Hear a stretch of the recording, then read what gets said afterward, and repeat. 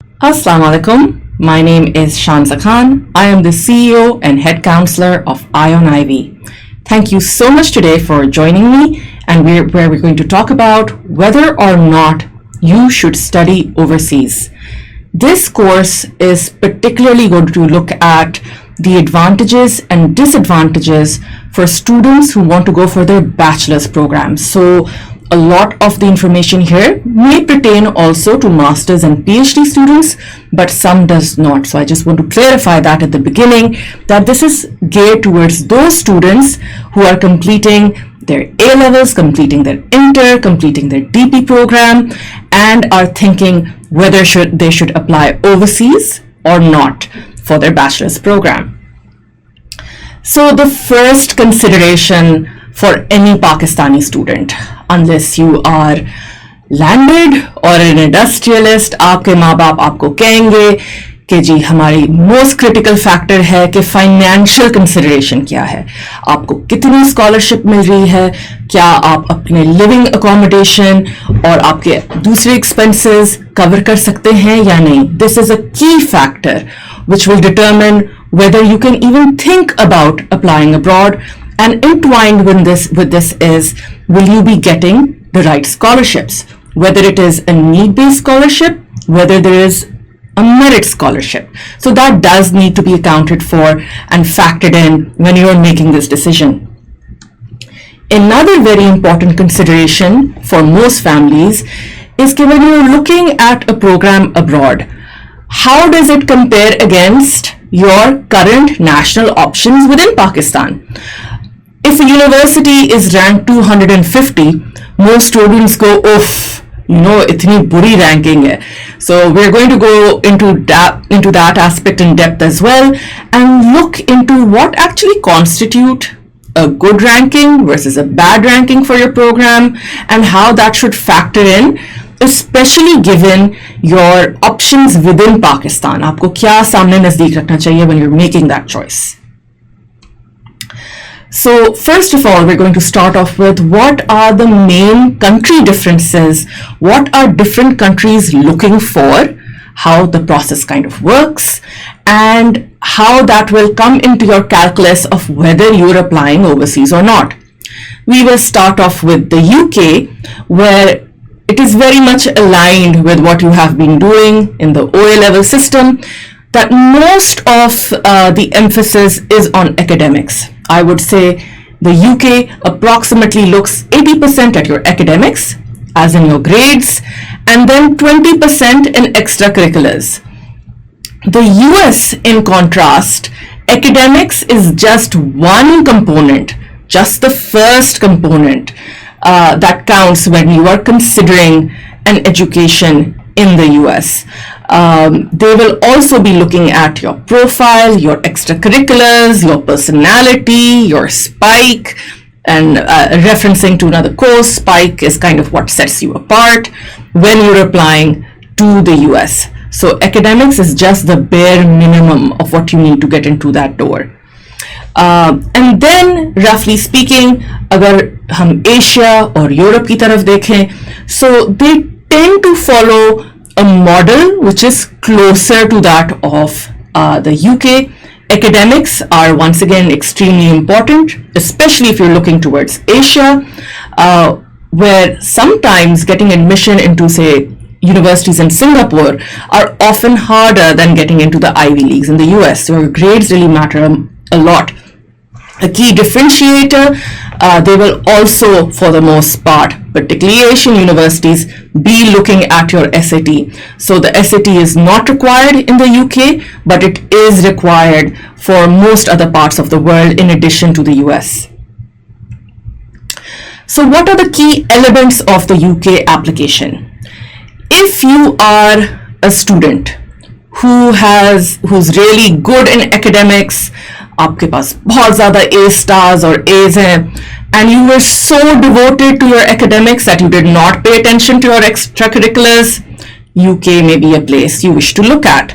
So the requirements for applying to undergrad in the UK are also very simple. You simply have to fill out the UCAS platform. All you need is one personal statement. That's it. You can apply to only 5 universities, and you have to specify the course code that you're applying for. So if you should know what you wish to study. If you wish to study economics, you have to indicate that course code. If you wish to study economics and management, that particular course code needs to be used. It is very difficult that once you go there and you decide, I want to deviate even a little bit from my primary academic passion, primarily what I wanted to study, it's almost impossible to do. It's very hard. So you need to know what you wish to study. The personal statement in the UCAS system will go to all 5 of the universities. The personal statement is academic in nature. You should be referencing certain journals, certain readings that you have done outside the classroom, and your extracurriculars will not be more than 3 to 4 lines in the personal statement of the UCAS. Keep in mind, it's also not university specific. So you're not talking to one particular university. You're not talking to London School of Economics. You're not talking to UCL. So you should not make your personal statement reference a particular university, because all 5 universities will get that very same personal statement. In addition, you need just one letter of recommendation, though it's very easy to go about the UK system. Exceptions. Please keep in mind that if you wish to apply to Oxbridge, either Oxford or Cambridge, you can't apply to both, or the medical program or the dental program. Deadlines and a couple of more programs such as the veterinary program. Deadlines for those and the system for those is a bit different. Deadlines for these programs, first of all, are October 15th compared to January 15th for everyone else. In addition, Oxford and Cambridge requires, for the most part, that you either take an examination, so you have to register with the British Council, you have to prepare for that exam, you have to do past papers, something you are very familiar with, and then actually take the test. If you are lucky and you get shortlisted, you then have to go through an interview. Generally speaking, Cambridge requires you to take examinations for the most part, and Oxford prefers that you submit a written piece of work. Of course, this varies from course to course, but if you are considering the UK, this is something you need to be aware of. A key aspect of the financial element of the UK program, keep in mind that at the undergraduate level, the vast majority of opportunities for financial aid are extremely limited. At the most, you can expect them to be generous if you have, a fantastic academic record, and give you £3,000, £4,000 off your tuition for the year. That is not much. In other words, if you are looking for a full scholarship, the UK is not the place for you. There is no point even applying, because if you get admission and you cannot afford to go, you're kind of left high and dry. The other thing to keep in mind is that you will notice on some university website, University of Edinburgh, University of St. Andrews, that they have global international scholarships. Keep in mind that the number of these scholarships are usually 2 or 3 for all international students, not just for students coming from Pakistan. So it's very, very competitive. So if you really wish to go to the UK, and let's say that you have some budget but not too much, things that you should consider. Look at the more geographically remote areas. The further you go away from London, the lower your cost will be.